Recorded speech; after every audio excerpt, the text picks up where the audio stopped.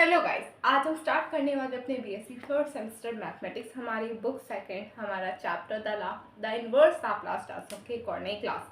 कल हमने हमारे कुछ क्वेश्चन किए थे, आज हम उसी चैप्टर के उसी एक्सरसाइज के कुछ आगे क्वेश्चन करने वाले हैं। ठीक है, तो फर्स्टली हम करेंगे हमारा क्वेश्चन नंबर थर्ड का थर्ड पार्ट। हमने इसके स्टार्टिंग के दो पार्ट कर लिए थे, तो हमारा क्वेश्चन क्या होने वाला है, इनवर्स लाप्लास ट्रांसफॉर्म निकालना है हमें 1/√2p - 3 का। वैसे अगर आप चाहते तो आप इस क्वेश्चन माइनस नहीं है प्लस, अगर आप चाहते आप इस क्वेश्चन को कर सकते हैं। बहुत ही आसान क्वेश्चन है, ज़्यादा कोई टफ नहीं है। कैसे करना है चलिए बताती हूँ। फर्स्टली आप क्या करेंगे, आपने कोई इस तरह की फॉर्म पढ़ी है p - a या फिर इस तरह की हमने पढ़ी है, वो क्या है हमारी फर्स्ट शिफ्टिंग थ्योरम। बट हमने क्या पढ़ा, सिर्फ और सिर्फ p - a, हमारा p के साथ कोई वेरिएबल नहीं पढ़ा। तो यहाँ पे हमारे पास क्या है, p के साथ एक वेरिएबल दे रखा है, वो है हमारा 2। तो हमें फर्स्ट इस 2 को निकालना पड़ेगा बाहर। क्या करेंगे हम, 1/2 यहाँ पे 2 आएगा या फिर 2 की पावर कुछ आएगा, यहाँ पे 2 की पावर आएगा 1/2। रीजन क्या है, क्योंकि ये है अंडर रूट में, इसका रीजन है इसका अंडर रूट में होना। ये आ जाएगा हमारे पास। तो हम यहाँ पे क्या लिख सकते हैं, p + 3/2 की पावर 1/2। ये आ चुका है हमारे पास। क्या हम 3/2 को माइनस में लिख सकते हैं, माइनस में कैसे मैं बताती हूँ। हम इसे लिख सकते हैं -3/2, इस फॉर्म में लिख सकते हैं, नहीं लिख सकते, लिख सकते हैं। माइनस माइनस होता तो प्लस ही, भले आप किसी तरह से लिखो, आएगी तो वही चीज ही ना। अब ये जो हमारा क्वेश्चन है, ये हमारा फर्स्ट शिफ्टिंग थ्योरम में आ चुका है। अब ये हमारा p - a की फॉर्म में है, तो अभी हम यहाँ पे अप्लाई कर देंगे by first shifting theorem, first shifting theorem से 1/2 √2 क्या आ जाएगा, e की पावर 80। यही तो पढ़ा था हमने, e की पावर 80। a क्या दे रखा है, -3/2 - 3t/2। अब यहाँ पे क्या होगा, इसमें अब हमें इनवर्स लाप्लास ट्रांसफॉर्म किसका निकालना होगा, p का। p क्या है यहाँ पे, p है हमारा सिंगल 1/p, पर p के साथ और क्या है, p की पावर 1/2। अब ये जो हमारा 1/2 है, क्या हम इसे किसी और तरह से लिख सकते हैं, क्या हम इसे 1/2 - 1 करें तो क्या यहाँ पे, वेट फॉर अ सेकेंड, यहाँ पे हम इसको -1 + 1/2 में लिख सकते हैं, नहीं लिख सकते, यानी कि इसमें हम -1/2 + 1 में लिख सकते हैं, नहीं लिख सकते। आएगा तो वही, जब आप इसे सॉल्व करेंगे हमें क्या मिलेगा, 1/2 ही मिल जाएगा पावर में। पर हमने ऐसा किया क्यों, क्योंकि हमने एक फॉर्म पढ़ी थी 1/p की पावर n + 1। ये फॉर्म पढ़ी थी हमने, उसमें हमने क्या पढ़ा था, t की पावर n, या तो अगर हमारी वैल्यू -1 से बड़ी हो तो उसमें हम क्या करते थे, हमारी इस तरह की फॉर्म होती थी n + 1। अगर वैल्यू जो है वो हमारी 0 से बड़ी, ये -1 वाली कंडीशन के लिए था, दूसरा जो था वो हमारी 0 से बड़ी कंडीशन के लिए था। इसमें हम ये फॉर्म क्यों अप्लाई करते हैं, रीजन है इसका रेसिप्रोकल फॉर्म में, यानी कि जो हमारी कंडीशन है वो फ्रैक्शन फॉर्म में, फ्रैक्शन रेसिप्रोकल नहीं फ्रैक्शन फॉर्म में, 1/2 3/2 इस फॉर्म में आ रही है। इसका रीजन है, ये रीजन है हमारा ये वाला फॉर्मूले को अप्लाई करने का। तो यहाँ पे क्या आ जाएगा, 1/√2 e की पावर -3t/2, t की पावर ये हो जाएगा हमारा -1/2 अपॉन -1/2 + 1। यही होगा नहीं होगा, आ जाएगा +1। अब इसे आगे कैसे करेंगे, सबसे पहला स्टेप 1/√2 e की पावर -3t/2। क्या हम इसे 1/2 लिख सकते हैं, जब हम इसे सॉल्व करेंगे -1/2 + 1 को हमें क्या मिल जाएगा, 1/2 मिल जाएगा। ऑब्वियसली बात है, क्या लिख देंगे, t की पावर -1/2 अपॉन 1/2, इस तरह से लिख देंगे, नहीं लिख देंगे। अब बताओ, अभी हमने एक फॉर्म पढ़ी थी हमारी, पहले आप इसे नोट कर लीजिए फिर मैं आगे बताऊंगी।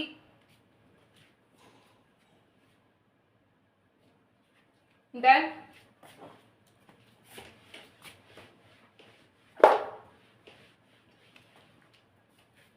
अभी हम लोगों ने कल ही हमने एक फॉर्मूला पढ़ा था कि अगर हमारी कोई भी फॉर्मूला है, कोई भी वैल्यू अगर इस तरह की फॉर्म में हो, 1/2 के साथ इस तरह का साइन हो हमारे पास, तो उसे कैसे लिखेंगे, 1/2 बीटा = √π, इसी के इक्वल होता है, यही पढ़ा था ना हमने, √π आ जाएगा ये हमारा। अब क्या हम हमारी इस वैल्यू को √π से रिप्लेस कर सकते हैं, क्या आ जाएगा यहाँ पे, 1/2 e की पावर -3t/2, t की पावर -1/2 √π, यही आ जाएगा।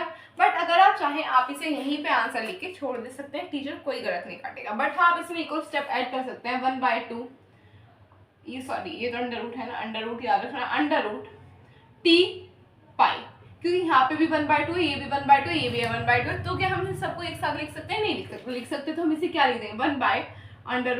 1/√2πt, और ऊपर क्या आ जाएगा? e की पावर -3t/2। तो ये हो जाएगा हमारा इसका फाइनल आंसर। तो आप इसे नोट कर लीजिए। डन।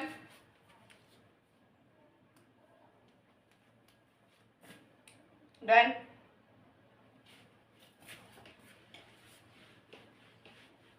अब हमारे नेक्स्ट क्वेश्चन की तरफ चलेंगे। हमारा सेकंड पार्ट होने वाला, fourth part, inverse Laplace transform निकालना है हमें। एक सेकंड मैं क्वेश्चन देख लेती हूँ। 4p + 2 4p + 2 अपॉन 16p - 25, इसका हमें निकालना है हमारा इनवर्स लाप्लास ट्रांसफॉर्म। ये स्क्वायर है, ये चीज याद रखना, ये दे रखा है हमें स्क्वायर। अब देखो इस क्वेश्चन को हम कैसे करेंगे। इस क्वेश्चन को आप थोड़ा ध्यान से करना, अच्छे से करना, ठीक है? वो आप देखिए कैसे करेंगे हम इस क्वेश्चन को। सबसे पहला काम यहाँ पे क्या होगा हमारा, यहाँ पे हम देखो अभी तक हमने कोई इस तरह की फॉर्म पढ़ी है? नहीं पढ़ी। सबसे पहले हम इन्हें अलग अलग करके लिख सकते हैं। 4p अपॉन 16p² -25 और 2 को अलग करके लिख सकते हैं। लिख सकते हैं क्या आ जाएगा? 4 इनवर्स लाप्लास ट्रांसफॉर्म किसका? p अपॉन 16p² -25 आ जाएगा। इस क्वेश्चन को देखना, कई बार बीच में इस तरह के क्वेश्चन आ जाते, तो आपको हर एक क्वेश्चन को ध्यान से करना होगा।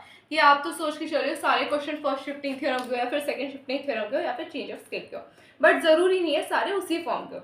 फॉर्म चेंज भी हो सकती है, एडवांस भी आ सकता है, थोड़ा पीछे का भी आ सकता है, तो आप ध्यान से करना। अब देखो यहाँ पे +2 इनवर्स लाप्लास ट्रांसफॉर्म किसका? p अपॉन p 16p² -25 का, ये आ रहा है हमारे पास। अब हम यहाँ पे क्या करेंगे? सबसे पहले यहाँ से हम क्या कॉमन ले लेंगे? 16 ले सकते हैं।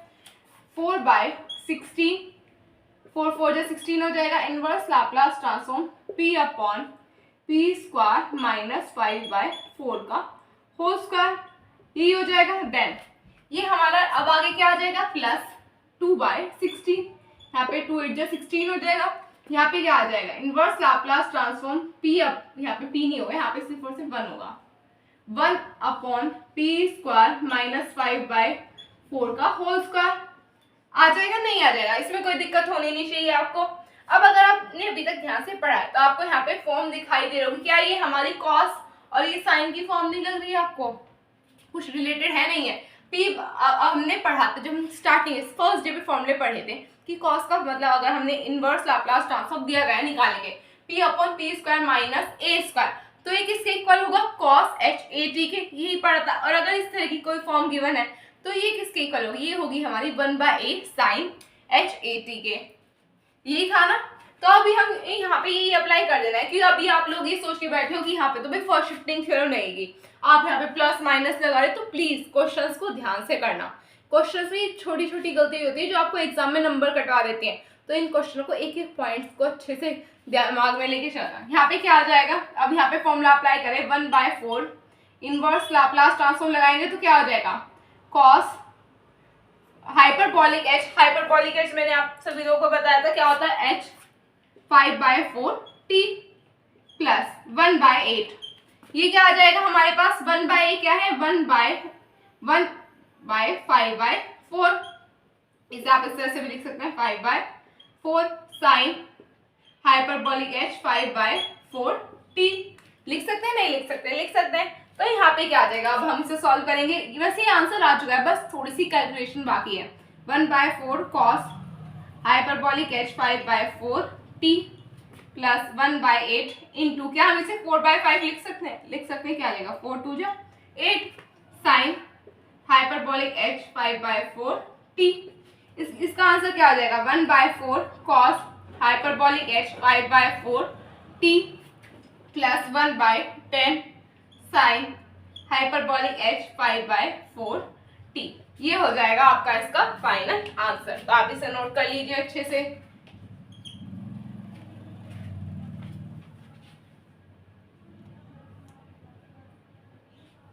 डन।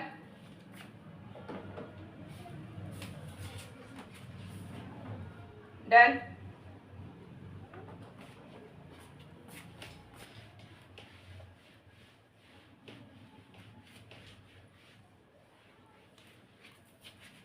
वैसे तो अब हमें यहाँ पे आपका क्वेश्चन नंबर 4 करना चाहिए, बट आज हम करेंगे नहीं क्योंकि क्वेश्चन नंबर 4 जो है उसमें आपके 12th तक का पोर्शन यूज हो रहा है। अगर आप लोगों का ये है कि अभी आप लोगों ने 12th का रिवाइज नहीं किया, मैंने आप लोगों से स्टार्टिंग में ही कहा था अपने इंटीग्रेशन डिफरेंशिएशन सब कुछ क्लियर करके रखना, क्योंकि इस बुक में यूज होने वाला है सब कुछ। अब जो आपका नेक्स्ट क्वेश्चन होने वाला है उसमें आपका कॉन्सेप्ट लगेगा इंटीग्रेशन का, वो भी पार्शियल फ्रैक्शन से रिलेटेड। तो प्लीज अगर आप लोगों ने नहीं पढ़ा पार्शियल फ्रैक्शन पढ़ लेना, क्योंकि बहुत जरूरी होने वाला है। ये क्वेश्चन ऐसे नहीं है कि आपने सिर्फ और सिर्फ 12th कि आप अभी यूनिवर्सिटी में आके अच्छे से पढ़ना स्टार्ट किया, कॉलेज में आके पढ़ना स्टार्ट किया है तो आपका हो जाएगा। इसके लिए आपको बेस भी क्लियर होना चाहिए, आपके 12th क्लियर होनी चाहिए, आपकी 11th क्लियर होनी चाहिए, आप जब भी अच्छे से कर पाएंगे। तो बस आज के लिए इतना ही। वैसे अगर आप ये वो क्वेश्चन कर पाए तो कर सकते हैं, बट हाँ बीच में जाके अटक जाएंगे। अगर अटक नहीं जाएंगे तो आप जितना सॉल्व करेंगे वो एंड में जाके कुछ ना कुछ गड़बड़ हो जाएगी। तो बस आज के लिए इतना ही। अगर आपको मेरी वीडियो अच्छी लगी तो चैनल को सब्सक्राइब कीजिए, वीडियो को लाइक कीजिए, अपने फ्रेंड्स में शेयर कीजिए। तब तक के लिए टेक केयर, बाय बाय।